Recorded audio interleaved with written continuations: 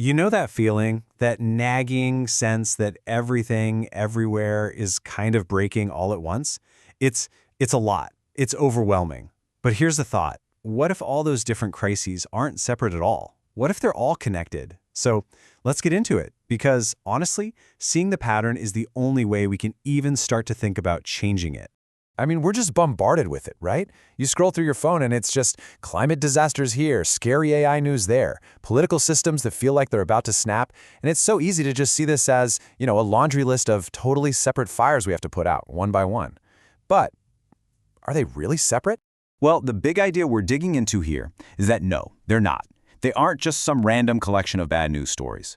They are all symptoms that point back to something much, much deeper, a single underlying pattern. You could call it a meta-crisis. Okay, so to really wrap our heads around this, we have to start by understanding just how different this moment is from anything else in human history. I mean, think about it. We've had huge collapses before, right? The Roman Empire, the Maya. And yeah, those were absolutely devastating, but they were local. When Rome fell, civilizations in China or the Americas were doing just fine. That's the thing, we don't have that luxury anymore. Everything is connected now. A failure in one part of the system doesn't stay there. It can literally cascade across the entire planet. And this is where it gets really tricky. These threats aren't just sitting side by side in a list. No, they're feeding each other. Think about it. Climate disruption forces people to move, which puts huge stress on political systems. And when those systems are stressed, well, it becomes almost impossible to get the international cooperation you need to actually tackle climate change. See? It's a nasty feedback loop. We're not just dealing with one problem at a time anymore. We're facing all of them, all at once, and they're all tangled together. All right, so if all of that is just the symptoms, what's the disease? What's the real root cause of all of this? Let's go there. This right here, this gets to the heart of the whole argument. The idea is that all our crises really come from a crisis in how we see the world. It's called an extractive consciousness. Basically, it's a way of thinking that says we are separate from nature, separate from each other. And when you believe that, what do? Well, you build systems designed to squeeze the maximum value out of one little piece, say for one company or one country, and you just ignore the damage you're doing to the whole. And this is absolutely key. That inner worldview, that extractive consciousness, it doesn't just stay in our heads. We build it into the world around us. It becomes our economy, our politics, our institutions. An extractive mindset builds an extractive economy, plain and simple. And then that economy turns around and rewards the very mindset that created it. It's this incredibly powerful, self-reinforcing feedback loop. So this worldview leads to the same kinds of failures over and over again. First, our incentives get all out of whack. We end up rewarding things like short-term profits, even when it means poisoning a river that the community depends on for the long haul. Second, we externalize costs, which is really just a fancy way of saying we make somebody else clean up our mess. We push the consequences onto future generations or onto people somewhere else.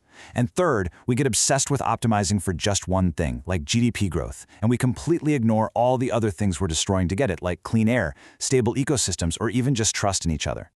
So, if we can see this happening, why is it so ridiculously hard to stop? I mean, even when it feels like we're driving straight towards a cliff, we just keep our foot on the gas. Why? Well, game theory actually has a pretty powerful and kind of chilling answer. It's a concept called a multipolar trap. You've probably heard of it as the tragedy of the commons. It's one of those situations where everybody is acting perfectly rationally, just doing what's best for them, and yet the result is a total disaster for everyone involved. The crazy part is there's no single villain to point to. The problem isn't the players, it's the game itself. The rules are broken. Okay, the classic example, right? Overfishing. Put yourself in the shoes of a fishing fleet captain. You know the fish population is dropping, you can see it. But here's the trap. If you stop overfishing, but your competitors don't, what happens? You go broke, they get all the fish. So what's the rational thing to do? Keep fishing as hard as you can, even though you know it's going to destroy the entire industry for everybody in the long run. And this exact same logic, this same trap, is playing out everywhere, in the AI arms race, in climate talks, everywhere. So, okay, if that's the diagnosis of the problem, what's the prognosis? Where does this all lead? Well, the thinking here points to three possible futures, or what people who study complex systems call attractors. The easiest way to think about an attractor is like, imagine a big landscape with valleys. A ball rolling on that landscape will naturally end up in one of the valleys, right? It's just pulled there by gravity. Well, these three futures are like deep valleys that our entire global civilization is being pulled toward right now. Attractor number 1 is basically the path of least resistance. It's what happens if we just keep doing what we're doing. We fail to coordinate. Our systems start to break down. Trust completely disappears. And what you get is just this chaotic mess of cascading failures. And the scary thing isn't some evil overlord taking over. It's a future ruled by no one. A future where our ability to work together has just dissolved. Okay, attractor number 2 is basically the backlash to that chaos. Because when things get chaotic enough, people start screaming for order, for someone to just take control.